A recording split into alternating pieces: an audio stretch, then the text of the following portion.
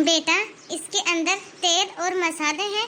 आटा, चावल, दाल, सर्फ, साबुन और सारा जरूरत का सामान मैंने गाड़ी में रखवा दिया है। और बेटा, ये थोड़े पैसे रख, काम आएंगे तेरे। मम्मी, आप ये सब मेरे लिए कर तो रहे हो, लेकिन कहीं भैया और भाभी को बुरा ना लगे। अरे बेटा, कोई बुरा नहीं मानेगा। वो भी तो तुम्हारे भैया भाभी हैं। वो लोग क्यों बुरा मानेंगे? भगवान किसी के भी जीवन में बुरा वक्त ना लाए और भगवान किसी भी बेटी को इतना मजबूर ना बनाए। बोझ बन गई हूँ मम्मी मैं तो आपके ऊपर। अरे पागल हो गई है क्या? चुप हो जा, कैसी बातें कर रही है? अरे बेटा, बच्चे भी कभी माँ बाप के ऊपर बोझ बनते हैं क्या? बेटा, ये थोड़ा बुरा वक्त है, चला जाएगा। बेटा, तू तो बस दामाद जी का ध्यान रखना, और यदि पैसों की जरूरत पड़े तो बेझिझक होके मांग लेना। पैसे मांगने में कोई भी संकोच मत करना। चल बेटा, अब लेट हो रहा है। और बेटा, मैंने ड्राइवर को पैसे दे दिए हैं, तू मत देना ड्राइवर को पैसे। और अच्छे से संभल के जाना बेटा, बच्चों और दामाद जी का ध्यान रखना। ठीक है मम्मी, आप भी अपना ध्यान रखना।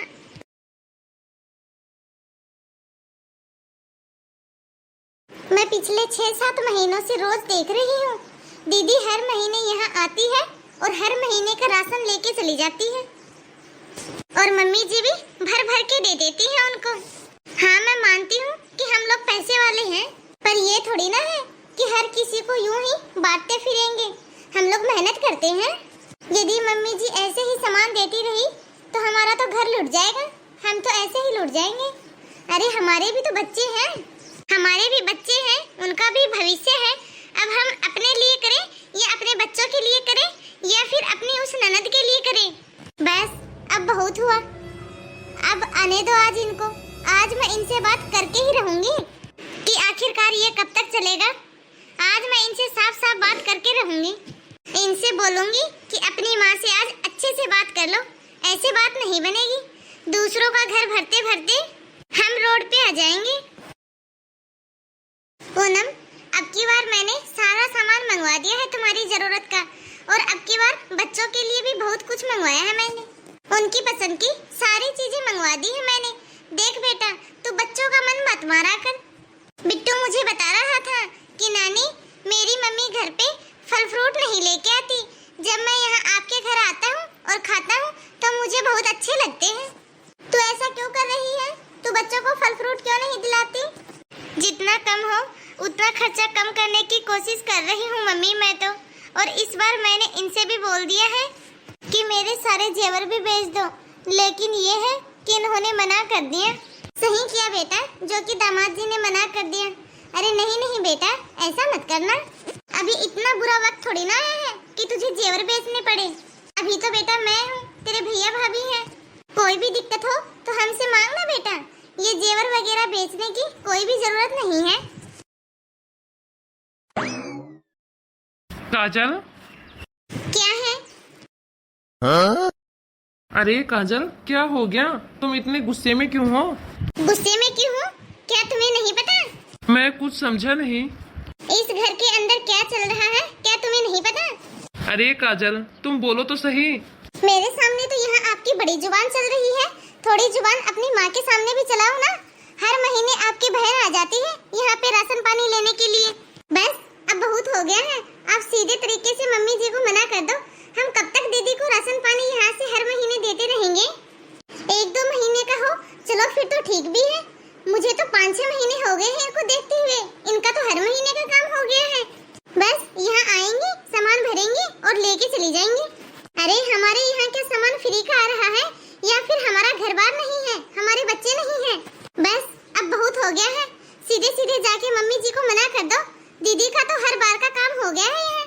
और यदि जिया जी ठीक नहीं हुए तो अब हम अपनी सोचे या फिर अपने बच्चों की सोचे या फिर दीदी की सोचे? देखो बस अब बहुत हो गया, सीधे तरीके से जाके मम्मी जी को मना कर दो। अब देखो, मम्मी जी को तो चलो मान लिया तरस आएगा क्योंकि उनकी तो बेटी है, लेकिन दीदी को तो सोचना चाहिए ना थोड़ा बहुत। पर काजल, पर वर कुछ नहीं, अब जाओ और सीधे सीधे जाके मना करो। अब जाके साफ साफ बोल दो कि हमारे घर पे सामान फ्री में नहीं आ रहा, हमारी भी मेहनत की कमाई है। चलो ठीक है, कहता हूँ।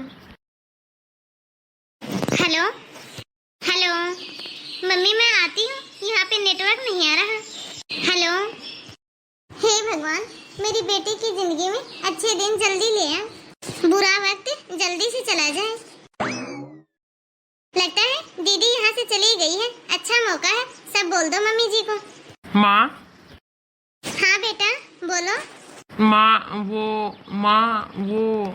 अरे कह क्यों नहीं देते साफ साफ, इतनी हिम्मत नहीं हो पा रही तुम्हारी, मेरे सामने तो बड़ी जुबान चलती है तुम्हारी। क्या हो गया बेटा, कुछ कहना है क्या तुम्हें? मम्मी जी देखो, सीधी बात, नो बकवास। आखिरकार मम्मी जी ये सब कब तक चलता रहेगा? आखिरकार आप कब तक सामान भरवा भरवा के दीदी के यहाँ भेजती रहोगी? अरे इसमें हमारा भी तो नुकसान हो रहा है ना, जितना सामान आपने दीदी को दिया है उससे हमारा घर में कितना फायदा हो जाता। तुम्हारा नुकसान? बेटा तुम्हारा नुकसान कब हो गया? क्या वो तुम्हारी नहीं है? वो भी तो इसी घर की बेटी है। क्या उसके साथ तुम्हारा कोई भी रिश्ता नहीं? उसके ऊपर इतनी बड़ी मुसीबत आई हुई है, उसमें भी तुम अपना फायदा और नुकसान देख रही हो। अरे उसमें भी तुम लोग अपना फायदा और नुकसान देख रहे हो। अरे इस वक्त में तो तुम्हें उसकी मदद करनी चाहिए, उसके इस बुरे वक्त में तुम लोग अपना फायदा और नुकसान ढूंढ रहे हो। बेटा तुम्हारी बहन के ऊपर वक्त की मार पड़ी है, देखना एक दिन भगवान सब कुछ ठीक कर देगा, उसके भी अच्छे दिन आ जाएंगे। कब आएंगे अच्छे दिन, कब होंगे सब ठीक? 6-7 महीने से तो मैं ही देख रही हूँ, आखिरकार कब तक चलता रहेगा ये सब? माँ, काजल सब ठीक बोल रही है, बहुत दिन हो गया मुझे भी देखते हुए, आखिरकार मैं भी कब तक करूँ उसका, मैं भी परेशान हो गया हूँ। आखिरकार क्या बुरा वक्त हमारे लिए थोड़ी ना आया है उसका। और वैसे भी मम्मी, जो उसके नसीब में होगा वो उसे मिलेगा ही। तंग आ गया हूँ मैं भी, अब जितनी जरूरत थी उतना राशन बस भेज चुके हैं, आज के बाद इस घर से एक दाना भी नहीं जाएगा राशन का। अब मैं अपना घर देखूं या फिर उसका घर? अब बोल देना आप अपनी बेटी को, आगे से जो भी इंतजाम देखना है ना अपने आप देखे, इस घर से अब कोई भी उम्मीद ना रखे। अरे बेटा अब वो तुमसे उम्मीद नहीं रखेगी तो किससे उम्मीद रखेगी? बेटा इस वक्त वो बहुत बुरी मुसीबत में फंसी हुई है, अब वो किसके आगे हाथ फैलाएगी? बेटा मैं तुम्हारे सामने हाथ जोड़ती हूँ बेटा, बस थोड़े दिन और उसका साथ दे दो। मेरी बेटी पे बहुत बड़ी मुसीबत आई हुई है, तुम लोग मेरी बेटी का ऐसे साथ मत छोड़ो, वो पूरी तरह टूट जाएगी। मम्मी जी हमें नहीं पता वो किसी के भी सामने जाके हाथ फैलाए, हमने बहुत दे दिया उनको, अब हमसे और कोई उम्मीद रखने की कोई भी जरूरत नहीं है। हमने क्या कोई ठेका लेके रखा है उनका? वाह भैया भाभी वाह, सही बोल रहे हो भैया भाभी आप। अब मैं यहाँ परेशान करने के लिए आप लोगों को यहाँ दोबारा कभी नहीं आऊंगी। आप लोगों ने अभी तक जो भी मेरे लिए किया है उसका एहसान तो मैं कभी भी नहीं भूलूंगी, पर ऐसे अब मैं दोबारा इस घर में कभी भी नहीं आऊंगी। पर मुझे ये नहीं पता था कि आप लोगों को इतना बुरा लगेगा। अच्छा माँ अब मैं चलती हूँ। पूनम बेटा, पूनम पूनम चलो अब ये रोना धोना तो 2 दिन का है, इनकी रोने से पिघल जाओगे तो ये घर कभी नहीं चलने वाला। चलो अब अंदर। काजल बेटा मुझे माफ कर दे बेटा, मुझे माफ कर दे।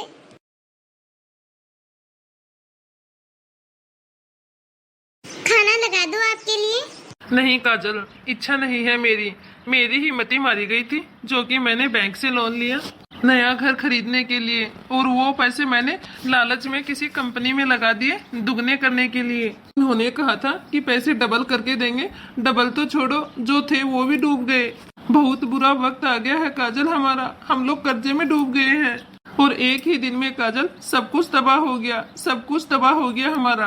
कोई बात नहीं जी, बस आप खुद को संभालिए। कैसे संभालूं मैं खुद को? पता नहीं मैंने कौन सा पाप किया था जिसकी भगवान मुझे इतनी बड़ी सजा दे रहा है। पहले मुझसे मेरी माँ छीन ली, उस गम से उतरा ही था कि ये कर्ज का टेंशन मेरे सर पे आ गया। अब तो ये चिंकी भी बीमार हो गई है, इसका बुखार है जो कि कम होने का नाम ही नहीं ले रहा। इसका बुखार तो दिन प्रतिदिन बढ़ता ही जा रहा है, क्या करूँ अब मैं? मेरे पास इतने पैसे भी नहीं हैं जो कि मैं अपनी बेटी को किसी अच्छे हॉस्पिटल में दिखा सकूं। भगवान, अब मैं क्या करूं? सब कुछ मेरे हाथ से निकलता जा रहा है। चिंकी को कुछ हो गया तो मैं जी नहीं पाऊंगा काजल, मैं जी नहीं पाऊंगा। भैया, भाभी, अरे पूनम, दीदी, आप। भैया भाभी, मुझे पता है आप लोगों ने मुझे यहाँ आने से मना किया है, लेकिन मुझे जैसे ही चिंकी की हालत के बारे में पता चला मैं खुद को रोक नहीं पाई। मैं तो बस आप लोगों को ये पैसे देने के लिए आई थी। इन पैसों से आप चिंकी का किसी अच्छे हॉस्पिटल में इलाज करवाना। भाभी, ये लो भाभी, पकड़ो पैसे आप। अच्छा तो भैया भाभी, ठीक है, मैं चलती हूँ। पूनम, मुझे माफ कर दे मेरी बहन। हाँ दीदी, आप मुझे भी माफ कर दो। मैंने आपके साथ इतना गलत सलूक किया, फिर भी आप हमारी मदद करने के लिए आई। दीदी, आपका यह एहसान दीदी हम लोग कभी भी नहीं भूलेंगे। नहीं भाभी, एहसान तो आप लोगों का था मेरे ऊपर, जो कि आप लोगों ने मेरे बुरे वक्त में मेरा साथ दिया। बस मैं तो यही कहना चाहूंगी भैया और भाभी कि बुरा वक्त बता के नहीं आता। बुरा वक्त तो सबकी जिंदगी में आता है, पर कब किसके ऊपर आ जाए ये पता नहीं चलता। एक बात कहूँ भाभी, बुरे वक्त में इंसान अपनों से ही उम्मीद रखता है। हर कोई खुश नसीब नहीं होता है जिन्हें अपनों से ही मदद मिल जाए। और भैया भाभी, कभी भी किसी के भी बुरे वक्त का मजाक नहीं बनाना चाहिए। क्या पता बुरा वक्त कब हमारे पास आ जाए। हाँ पूनम, तू बिल्कुल सही बोल रही है। हमने तुम्हारे साथ कितना गलत किया, उसकी सजा भगवान ने हमें दी है। लेकिन पूनम, अब तू हमें इस बात की सजा मत दे। तू अब इस घर में हंसती खेलती हुई आया कर। ये तेरा ही घर है। माँ के जाने के बाद हम अकेले पड़ गए हैं इस घर में, तो इस घर में आती रहा कर। हाँ दीदी, आप भी इस घर में आते रहा करो। तो नमस्ते दोस्तों, कैसे लगी आप सभी को आज की हमारी यह कहानी? कमेंट में हमें जरूर बताना। वीडियो अच्छी लगी हो तो लाइक और अपने परिवार और दोस्तों में शेयर जरूर करना। और यदि अभी तक आपने हमारे चैनल को सब्सक्राइब नहीं किया है तो फटाफट से चैनल को सब्सक्राइब जरूर कर देना।